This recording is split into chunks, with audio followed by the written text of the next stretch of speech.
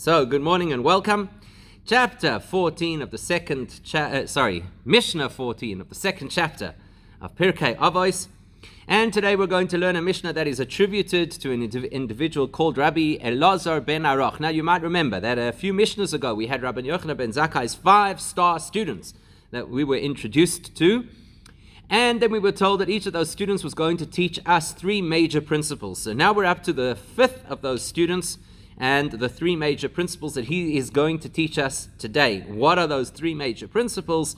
Well, at first brush, they might seem as though they're, at least one of them, the first one might seem very much as if it's just a repetition of something we've already learned before. We're going to see that it's a lot more than just a repetition. And we'll see how they flow into the others. So, here's the Mishnah. Rabbi Elazar Oimer. Rabbi Elazar, otherwise known as Rabbi Elazar ben Aruch. Let's just remember who he was. He's the person that we're told if you took all of the sages of Israel and you put them on one side of the scale, including the incredible Rabbi Elizabeth ben Hyrcanus, and you put them all on the one side, and you put Rabbi Elazar ben Aruch on the other side, he was that great of a scholar that he could outweigh them all. So what does he say? 3 things. Number 1, Heve shakud lilmoid Torah.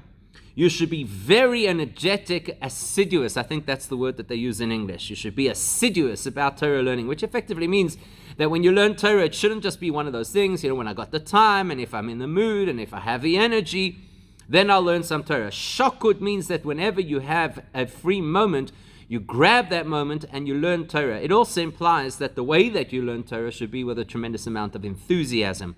Some people will know that in Hebrew, the word for almonds is shkedim, right? Shkedim are almonds. Why? Because out of all the fruits that grow on a tree, apparently they are the quickest to blossom and ripen. So that's part of the play on words over here with this word shakud. It means to be quick on the draw. Don't procrastinate. Don't leave it for later. But the simplest understanding of what Rabbi Elazar is telling us is never let your foot off the pedal.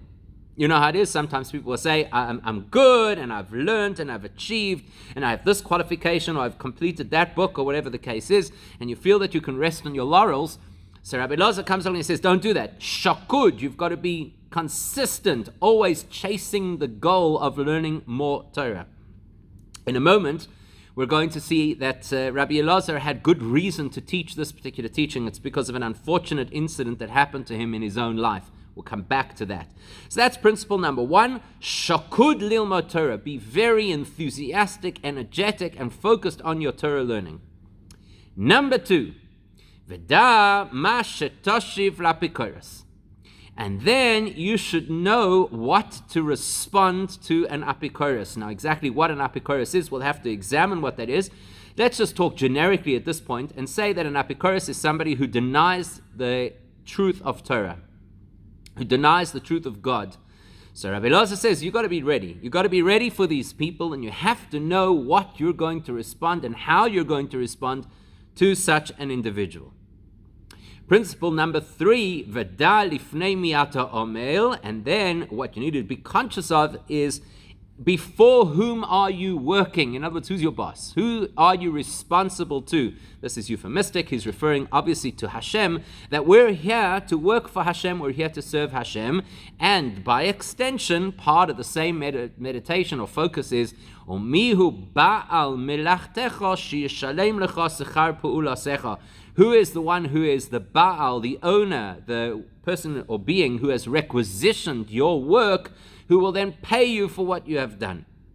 That's almost like a reminder that, it's not going to go unrewarded. Our efforts to invest in Torah and in mitzvahs are not going to go unrewarded. Okay, so those are the 3 points, and we need to understand the nature of these 3 points. As I mentioned, very often we have seen, and we'll see again today, that it's people's personal experience that leads them to teach certain principles as key principles. Rabbi Elazar ben Aruch was this incredible scholar. He was called, if anybody remembers, he was called the Mayon HaMizgaber. He just taught and taught and taught. It just flowed from him like this powerful river, like that footage that you're seeing coming out of the Kruger National Park or the sluice gates of the Harabirsport Dam that have been opened with all of this rain that we've had. So that's how Rabbi Elazar was. It was just this gushing fountain of incredible knowledge, and he was this amazing scholar. and he was held in the highest regard. And then something happened to him. The Gemara tells us that he found a place. It was called Diumsis, a beautiful place, apparently very nice to live, very attractive, a lot of beautiful luxuries to enjoy. And he went there, and he spent a period of time living in this place, obviously very confident in the fact that he was a great Torah scholar, so wherever you would put him, it'd be fine. He'd be 100% good. Anyhow, after some period of time, he comes back to the sages, and he comes there, and it's Shabbos Parshas HaChodesh. That's the Shabbos, the special reading that we read just before you start the month of Nisan, or on some years if Rosh Chodesh and Shabbos coincide, then you read that special reading on Shabbos Rosh Chodesh. So it's called Parshas HaChodesh, and people don't remember this, but the real way that it's supposed to work is that, not like we do it in shuls. The way that we do it is that if somebody gets called up to the Torah, so they come up to the Torah, they say the brachos, and then somebody else reads the Torah, what we call the Baal Koirei, the individual who reads the Torah. But by rights, what's meant to happen is that the person who gets called up to the Torah is meant to actually read the piece that they're called up for. The only reason that changed was when people were no longer so fluent, and people weren't in a position just to, impromptu get up and start to read a portion. That's when we appointed a Baal Koirei. So, Rabbi Elazar ben Aruch, the famous Rabbi Elazar ben Aruch, gets called up to the Torah. Can you imagine this? They haven't seen him, the sages haven't seen him for a period of time, months on end. And now he's back, and he gets called up to the Torah, and the parasha begins, Vaydaber Elokim el Moshe vel Aaron. Hashem speaks to Moshe and Aaron, and he tells them the following mitzvahs, HaChodesh hazeh lochem roish chadoshim.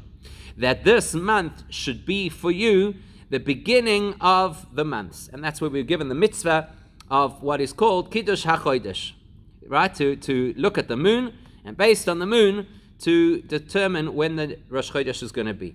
So the words in the Torah are spelt HaChodesh, Hazeh, Lochem. Okay, so you can see HaChodesh is Ches Dalet Shin, it's got a Hey at the beginning for the, and Lochem is spelled Lamed Chof Mem. So Rabbi Elazar ben Aruch gets up to read from the Torah, and I guess he was, so to speak, out of practice. He'd become a little bit involved in whatever luxurious lifestyle was going on over there. And instead of reading it HaChodesh Hazeh Lochem, he misread the Daled of HaChodesh as a Reish. He misread the Zayin of Hazeh as a Yud. And he misread the Chof of Lochem as a Beis. And so he landed up reading HaCheresh Haya Libam, which means that their hearts had become deaf.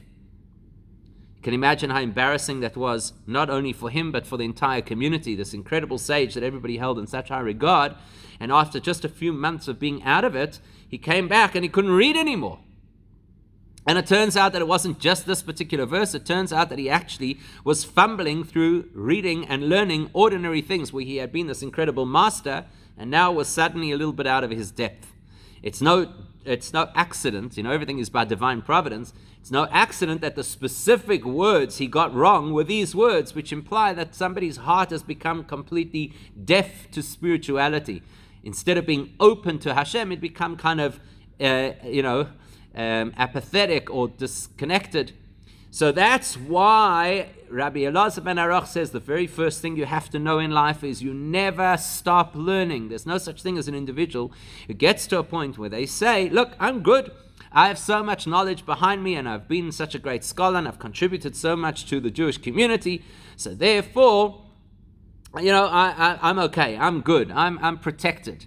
That's Rabbi Elazar ben Aruch's first-hand experience. Now, you can only imagine if a person of his incredible caliber could have landed up in a situation where he was so out of touch with his own learning, how much more so, obviously, could such a thing happen, God forbid, to people like us, who maybe are not at that level or anywhere close to that level.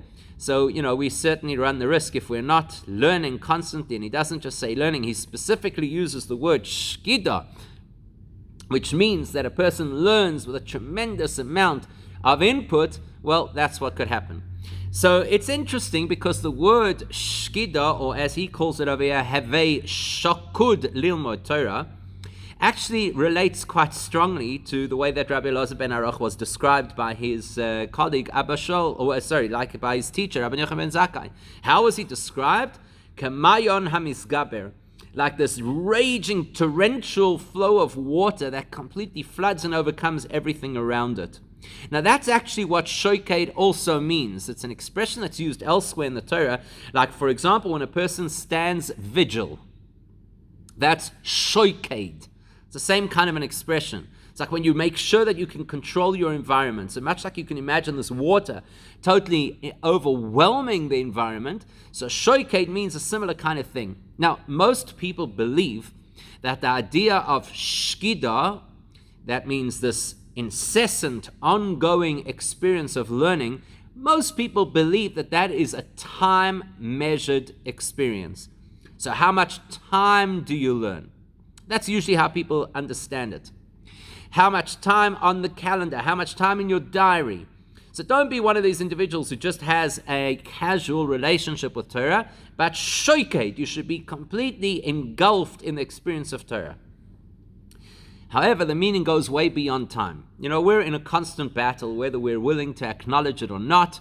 We're in a constant internal battle. We have two forces inside of ourselves. One force is known as the neshama, or the nefesh Eloikis, our divine spark, the soul within us that is a piece of Hashem that lives in us. And the other part of us is the impulsive, self-interested, animal side of ourselves, what we call the nefesha, bahamas, or effectively what Freud would say is, the fundamental drives of the person. That's who we are. So there's this constant battle going on between us. And it's quite difficult to overcome the drive and impulse of the nefesh habahamis. That's why it's called an animal, because if you think about it, animals, unless you've trained an animal, animals are very difficult to control. So when you look at a trainer trying to break in a horse, it's difficult because the horse has a lot more power and energy than the trainer has. So the nefesh habahamis has a lot more power and energy than the neshama has. The neshama is incredibly powerful in its source, in the higher realms. But once the neshama is put inside a human being with all the limitations of the human being, it's not so simple any longer. And the nefesh habahamis feels quite at home over here. You know, you walk past a shop and you see something you like, and the nefesh habahamis is pulling at the leash saying, let's go, let's get it, let's do it, let's experience it. You have something you want to share. The nefesh habahamis says, no, say it. Everybody's going to appreciate that you have something to say. And there's the neshama in the background saying, whoa, maybe you shouldn't say it. Maybe it's not a healthy thing to say. So how do you overcome the nefesh habahamis? B'shoiked lilmod Torah. You've got to almost drown the impulsive side in the learning side. As we learn Torah, so we start to shift, so we start to observe the world differently, experience the world differently. And so shoked lilmoid doesn't just mean we learn a lot, but we ensure that the things we learn become the way that we think. That's really what Rabbi Elazar wants us to relate to. That we should learn and learn and learn until that becomes how we think, so that the kind of impulsive behavior and the distractions and temptations that we used to always have to fight against, we don't have to fight so hard anymore. Because now we're starting to see the concept in its clarity. You know, the Gemara tells us that Hashem had a plan for the Yetzer Hara. We have a general principle in life which says that HaKadosh Baruch Hu makdim refuah l'makah, that before Hashem sends any disease, He first creates the opportunity to cure the disease. Now, if somebody would explain that to the scientific world right now, maybe we'd approach the coronavirus a little differently, right? That the cure must already exist. Hashem doesn't send a disease before creating the cure. So maybe we're looking at things upside down. Okay, that's a discussion for the researchers and the scientists. But when it comes to the Yetzer Hara, which is our personal negative inclination, the Gemara says as follows, that Hashem tells us, Barasi Yetzer Hara. I created the Yetzer Hara. It was my idea. It's a big part of who you are. It's to create a sense of struggle and the opportunity to overcome through that struggle, which makes you a stronger, deeper person. That was my plan. And the Gemara says that the Yetzer Hara gets up every single day to try and destroy us. That's the nature of the Yetzer Hara. It never stops. In fact, we could learn something from the Yetzer Hara. It doesn't take a day off. There are no long weekends for the Yetzer Hara. So says the Gemara, Barasi Yetzer Hara. Hashem says, I have created the Yetzer Hara. Barasi loy Torah tavlin. And what I created as the antidote to the Yetzer Hara is Torah. Because the more a person learns, it's not just that when you learn, you become knowledgeable. Unfortunately, that's how some people see it. You're going to learn a lot of Torah, and that way you'll become a very knowledgeable person, and then hopefully other people will appreciate how much knowledge you have, and they'll have a certain respect for it. Nonsense. It's got nothing to do with that. The idea of learning Torah is that we should get ourselves to a point that we begin to think in the way that Hashem wants us to think. That we begin to perceive the world through divine eyes, through a divine prism. That's what Torah is. It's not supposed to fill our minds with knowledge. It's supposed to shape our perspective so that the way that we look at the world is an absolutely unique perspective. Now, let's think about it this way for a moment. If a person sees something in life which they find to be very attractive and very tempting, so what's going to stop a person from engaging with or participating in something which they find to be very attractive and tempting? I mean, it looks good to me, why would I not do it? In fact, if you listen, the narrative in our world today is, if it doesn't harm another person, then by all means you should go and do it. Enjoy yourself. Why not? You only have one life, live it. Eat, drink, and be merry. Just do it. I don't know, all the different slogans that people use.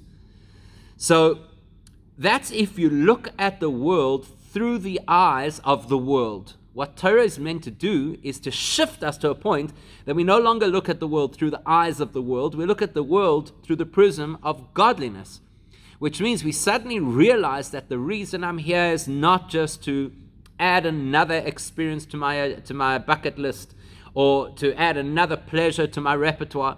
The reason I'm here is in order to connect with Hashem and in order to reveal holiness in the world. Torah gets that into my head.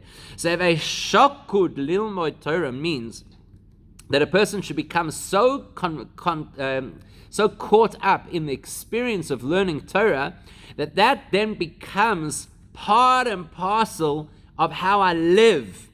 And naturally then, I don't have the temptations that I would normally have. So Rabbi Elizabeth is not only worried that what happened to him might happen to us and we might not revise our learning enough and then forget what we know. He's saying something far more profound. If we don't have the Torah feeding through our minds as our reality check, as our golden standard, then who knows what else could happen in our lives. So that's really what has to focus us. Also, if we go back to that idea of shkedim, of almonds, and how quickly they blossom and how quickly they ripen, so that indicates that when he talks about shoked lilmod Torah, it's not just about how much Torah you learn, but how much of you is in the learning of the Torah. When you think of something which is fast and quick and enthusiastic, so that's actually the message over here. There are many things that people do because we do them. Either we were brought up that way, or we've come to appreciate their value, whatever the case is, and that's why we do these particular things. And they become like a laundry list. It's what I have to do, so I do it. I discharge my responsibility. I was told that I have to learn every morning, so I learn every morning. I was told that I have to learn every evening, so I learn every evening. I was told I have to go to a shiur, so I go to a shiur. But shoked lilmod Torah means that that's actually where I live. Sometimes you ask a person, where do you live? And you're not referring to their address. You're effectively asking them, what makes you live? What makes your life worthwhile? That's what Rabbi Elizabeth wants us to do. Have a shoked lilmod Torah. What do I run to do? I don't run necessarily to shop or to eat or to play sport. I'm not saying I don't do those things. But that's not shokud. That's not where I run. That's not what makes me tick. I suppose in South Africa, a really good test would be this. If it's load shedding, and what you were busy doing was learning Torah on Zoom, and then the power went out, so now you can't follow the shiur on Zoom, does that eat you up as badly as if it was your favorite TV show that got cut off in the middle of the power outage? Or if it was your gym session or whatever. That's a good way to test. Am I shoked lilmod Torah? Is this really what I care about, what I'm excited about? That's the goal that he wants us to achieve. And there's a reason for it. The reason is because the single greatest enemy of the Jewish people is... What's the single greatest enemy of the Jewish people? Most people will tell you anti-Semitism, which is true, because anti-Semitism is our greatest enemy on a national and physical plane. However, what if I live in a place where anti-Semitism is really not a big deal? I don't know. Let's just say that I lived in Israel, where I think it's fair to say anti-Semitism from within the borders of Israel is not really the biggest challenge. Or let's say I live in a wonderful democratic society where anti-Semitism is outlawed and hate speech is outlawed. Or let's just say we're not talking on the national level. Let's just say we're talking on the personal level. What is the greatest threat, the greatest enemy of the Jewish people? In the time of the Holocaust, it was absolutely clear who the enemy was. Absolutely clear. And even in retrospect, of course, when we look back, absolutely we know these are the enemies, this is their uniform. If you see them, run for your life or attack them in order to defend yourself. It's very clear. When those same Jews came out of the Holocaust, as when the Jews came out of communist Russia, where there was a clear, identifiable enemy, and they came into the great Western democracies, they didn't recognize immediately that there was another, maybe even more difficult enemy, and certainly a more subtle enemy that they had to confront. So what's the big enemy of the Jewish people? That always has been our enemy. So when there's not a hot war with some kind of anti-Semitic regime, this Cold War constantly flows throughout the course of our history. It's the war against our greatest enemy called apathy. What's apathy? If you have a look right at the beginning of the history of the Jewish people, the Jews come out of Egypt. It's a fantastic time for them and the whole world, actually. Everybody is totally amazed at what has just happened. The superpower of the region, which in fact was the superpower of the world at the time, Egypt, just crumbled in front of the Jewish people. Miracle after miracle after miracle. The Jews come out. No slave had ever escaped from Egypt in over 2 centuries. And now, like 3 million people walk out in broad daylight and nobody can stop them. And then there's the splitting of the sea. And then you hear the story of the fact that these people are eating manna from heaven. Everybody was like, whoa, these are really powerful people and don't get involved. Except for one little nation. And that was the nation of Amalek. Amalek, Rashi tells us, that's like the Meshuggah who jumps into the bath that everybody feels is too hot. So nobody wants to even put their foot into that bath because it's too hot. And then you get some Meshuggah who jumps in, and now the psychology shifts. And everybody thinks it's not as hot as we thought it was. That's how Rashi describes Amalek. Amalek decided that everybody is too overwhelmed by the Jews. They're taking this thing way too seriously. Yes, there may have been a couple of miracles, but that doesn't mean that they're invincible. And so they decide that they're going to attack the Jews as they leave Egypt. And that was the parasha we read 2 weeks ago, was the story of Vayovai Amalek, that Amalek comes and attacks the Jewish people. Later on, towards the end of the Torah, in Parashas Kiseitze, the Torah reminds us of that and tells us never, ever, ever forget them. Never forget Amalek. When the Torah tells us that, it says, never forget that Amalek came asher korcha baderech. And they ambushed you on the way. As you left Egypt, they ambushed you. Korcha, they ambushed. You weren't expecting it. And yet, Hashem miraculously allowed us to defeat them.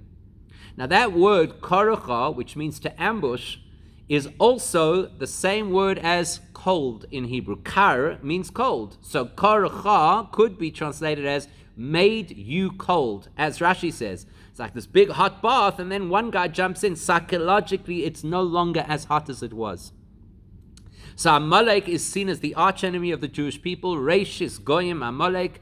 It is the first of all of the anti-Semitic nations, and therefore we have a mitzvah to always remember what Amalek did, and at some point to eradicate Amalek completely. Now, everything that the Torah describes in physical terms has a spiritual counterpart too. Reishis Goyim Amalek, the beginning of all inappropriate, unholy behavior or attitudes inside a person, is Amalek, is the attitude of apathy. Because what happens? Here you are, you're all excited, you're all enthused, you saw these miracles, and there's the exodus from Egypt, and Pharaoh has fallen, and you feel so motivated, and now you're on your way. You've left the Egypt behind you, you're on your way to dedicate yourself to the Torah and then settle in the promised land. You have a clear pathway.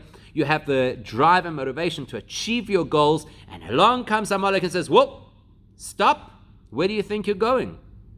Do you honestly believe that that's doable? Do you honestly believe that, come on, you're over-exaggerating, you've become a little bit of a fundamentalist, you need to be more normal, you need to chill? So that is the archenemy of the Jewish people, unfortunately the enemy that we have confronted in the Western democracies. Nobody's out to kill us in the conventional sense, but this idea that Judaism is something unique and special and a light unto the nations, no, cool it. Just relax. It's not so simple. Everybody's good people, which Judaism acknowledges, and everybody's equal, okay? And therefore, you're not such a big deal. So don't get all caught up in your Judaism, and don't become a fundamentalist, and don't start doing all these super religious things. Just be normal. So that is the biggest threat that faces a person. Why? There's a saying amongst Hasidim that between apathy and heresy is an incredibly fine line. The minute a person is not enthusiastic and passionate about God and connecting to God through Torah and mitzvahs, you're just a step away from completely rejecting the concept altogether. This is what Rabbi Elazar ben Aruch tells us. Look, he juxtaposes two teachings. What are his two teachings? He says, Heve shakud lilmoid Torah. You should be very enthusiastic and focused and driven to learn Torah. V'da mashe toshiv la'apikoros. And know how to respond to an apikoros, to a heretic. Why do the two go hand in hand? Because that is the response to a heretic. The response to a heretic is not to sit down and have these elaborate debates where he brings his sources and you bring your counter sources and you go back and forth.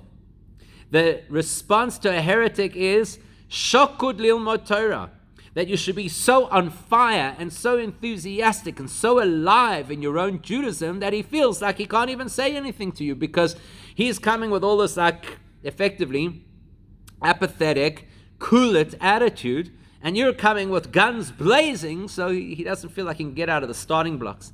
I'm pretty sure that I shared with you once before that apparently the way that it works when they train law enforcement officers in the United States how to spot fraudulent currency, counterfeit money, so instead of teaching them all the various techniques of, what kind of printing you could use and what kind of paper they produce and what kind of inks and so on and so forth, all they do with these law enforcement officers is they spend weeks on end handling genuine currency until they become so intimately familiar with the texture, with the shape, with the appearance, with the smell of real money, that if they would see anything that's not real, that's counterfeit, they'd straight away be able to tell, without a question, this is counterfeit.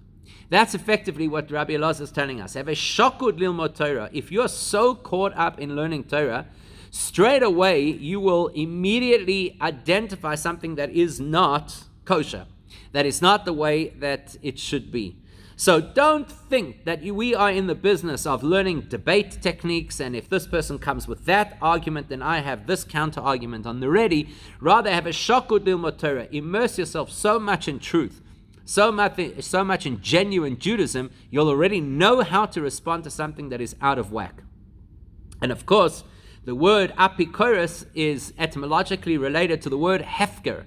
Hefka means without responsibility, which is exactly the apathetic Amalek attitude. What do I need all these responsibilities for? Why do I have to be so careful about how I talk and how I dress and where I go and what I do and what I eat and how long I wait between eating one thing and the next thing? There's so many restrictive laws. I'd much rather be Hefker. Ultimately, if you think about it, the primary reason why a person rejects the concept of God and a divine moral code is because I don't want it in my life.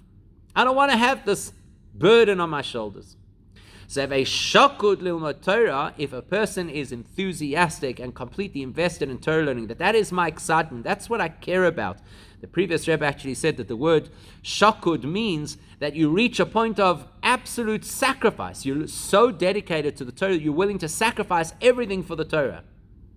That's the counterbalance to Hefker. Hefker is the attitude that I want to sacrifice everything of value for myself so that I can have a good time, so that I could be happy, so that I can enjoy life. So there you see the correlation between these two teachings, that effectively what he's telling us is that the goal and purpose of being a Jewish person and the goal of purpose of doing what Torah is that it becomes me. It's not what I do becomes who I am. It's not what I know, it's how I think. These are not issues that I believe in. These are issues that I know absolutely clearly. And when that happens, then I'm pretty secure from not falling into whatever Hefka experience there might be. The correct definition, just for interest's sake, the correct definition of an apikoros is Yodea esri boinoi umechaven limroid boy, a person who acknowledges God and then wantonly chooses to rebel against him. So how could a person land up in such a place? Only if they're not shakud lilmod Torah, only if the person is not constantly pushing themselves to grow. Eventually, if you don't push yourself to grow and you don't push yourself to constantly learn more, eventually you land up in a space, God forbid, where what fills your mind is a lot of knowledge, but then you start to wonder, why on earth do I need to have this knowledge? So that's quite an important thing to be aware of.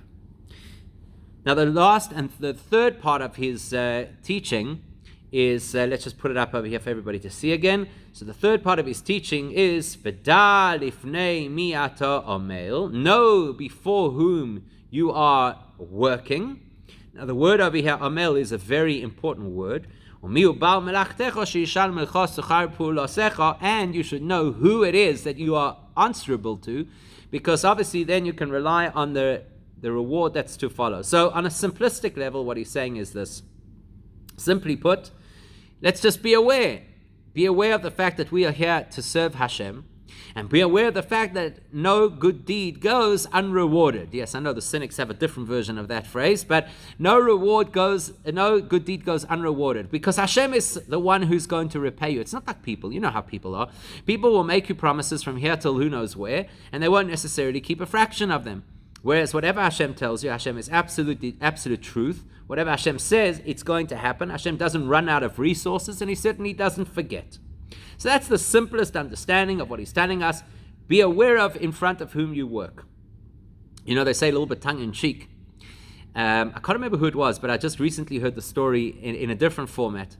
So there was, sometimes when you're stuck for a minyan, and you only have 9 people in the shul, so there is an halachic workaround that you could use. Some people do use it, some people don't use it, where if a child is old enough to understand the meaning and significance of davening, you could allow the child to hold a Torah scroll. Some people even say to hold a chumash and to count as the 10th man. But what's really important is that the person has to be of sound mind. The child has to be mature enough that they understand what's going on. And by extension, by the way, an adult would only count for a minyan if they are of sound mind. So as a particular individual, I don't recall exactly who it was, one of the great rabbis of the 20th century, and they were short of a minyan and there was a child in the room. So how do you know if the child is mature enough that you can count them for a minyan by giving them the Torah or the chumash or whatever it is to hold? So he said to the father of the child, go ask your child. You know, in many shuls they've got on the chazan's podium, or sometimes on the curtain of the Aron Kodesh, they've got the words, Da lifnei mi ata oimed. Know before whom you stand. Now the word da ma lifnei also could be translated as know before what you stand. That would be a more direct translation. So the rabbi says to this man, he says, go ask your child if he knows lifnei mi ata oimed. Who are you standing before? So the father goes to his child and he says to the child, do you know before whom you stand? Right? Because he needs to know that this child can now count for the minyan. Do you know before you stand? So what does the child say? He says, yes, I know. Before the chazan's podium, because that's where the sign was, right? It's like, lifnei mi ata oimed. Now the word oimed, stand, is quite similar to the word amud, which is the word we use for the chazan's podium. So he says, yeah, no, I'm in front of the chazan's stand. So the father was very impressed. And he comes back to the rabbi and he says, okay, you see, he knows what's going on.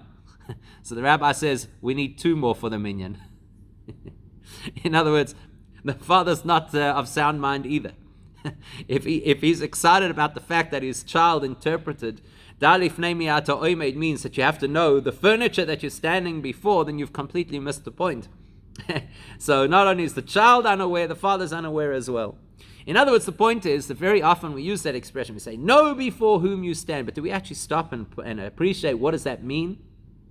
What does it mean, know before whom you stand? So over here he's saying a similar thing.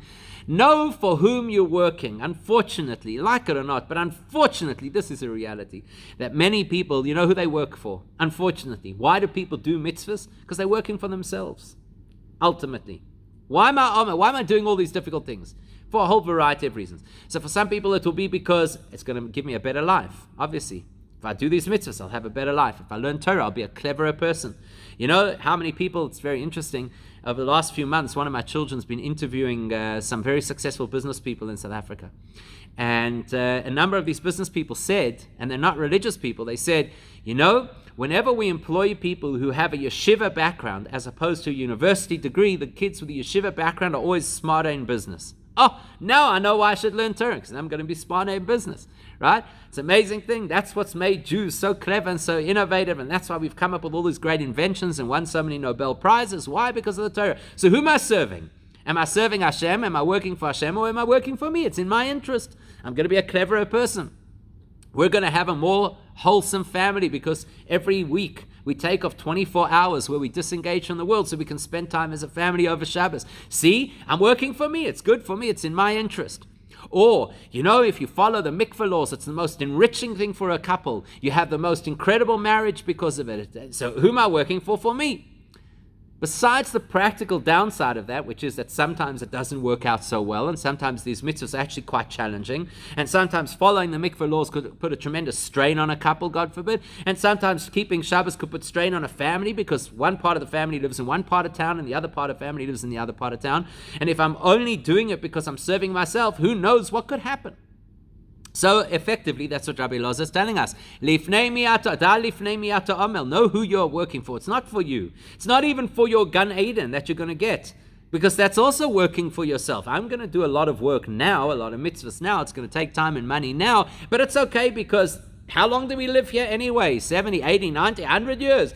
There's thousands of years of the soul in Gan Eden, and it's an absolutely worthwhile investment.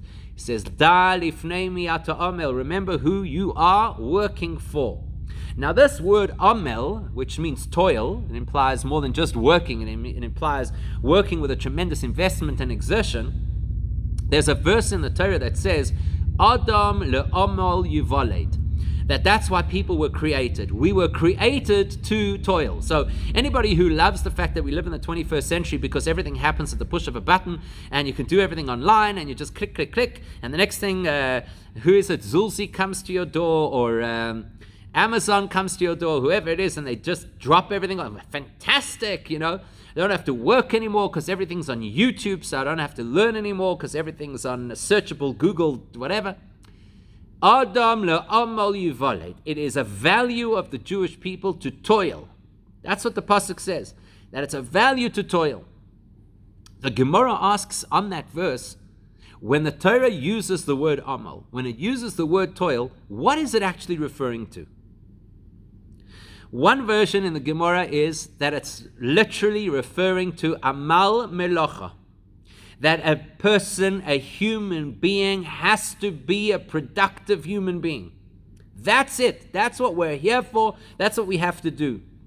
Reminds me of a story. There was a fellow who was a successful business person, and he came, at the time it was the Tzemach Tzedek, Rabbi Menachem Mendel, the third Rebbe of Lubavitch, and he came to ask him for a brocha because he felt that he had reached a stage in life where he wanted to retire. I don't know if you know this, but in Judaism, retirement is a treif word. Anyhow, so he came for a bracha, he wanted to retire. And the Tzemach Tzedek told him that it wasn't a good idea and he shouldn't retire. But it was very tempting, as you can well imagine, and he disregarded the advice he was given and he did retire, and shortly after that he took ill, very seriously ill. And eventually it reached a point that he was touch and go. So the family came to the Tzemach Tzedek to ask for a blessing, that he should recover. So the Tzemach Tzedek said, go tell him to go back to work. So they were like, what? What do you mean, go tell him to go? He can barely breathe. What do you mean, go back to work? So go tell him he must go back to work. So they went to his bed, which was basically almost his deathbed, and they whispered in his ear, and they said, the Rebbe says you've got to go back to work. And from there, he started to improve. Because there's a principle that we were created for amal, that we were created to toil. So one version in the Gemara is it means amal melocha. It literally means that we have a responsibility to work, physically to work. We've already seen that before in the previous Mishnah we had, which was that Torah without melacha, Torah without work, is eventually going to dissolve. So lifnei mi ata amel, on that version means that when you go to work, literally to earn a living, to be a productive human being, know before whom you're working. You're not just working for a bottom line, and you're not just working for money in the bank, and you're not just working for your employer. Who are you working for? Why do we work? Not because it's a necessary evil. It's because Hashem designed the world in such a way that we have to be amel, that we have to work. And therefore, the way that we work has to be guided by Torah, and how much time we give to work has to be guided by Torah. And if we're worried that we're going to follow the Torah's instructions to daven and to learn, and who's going to have time to work, there's Shabbos and so many things that interfere. Remember who it is that pays the bills at the end, says Rabbi Elizabeth. Remember who is Baal Melachtecha, who controls your work. You think that you control your work. You think that it's all relative to how much investment you put in. No, Hashem is the one who's going to decide schar pu'ulasecha, how much you're going to take home from what you earn.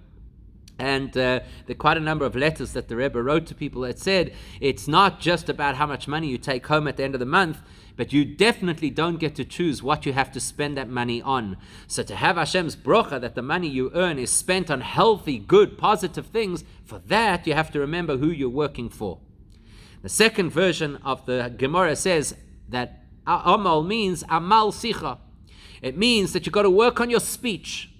That's why man was created. The whole reason people were created was to work on speech, because it's one of the most challenging things that a person faces.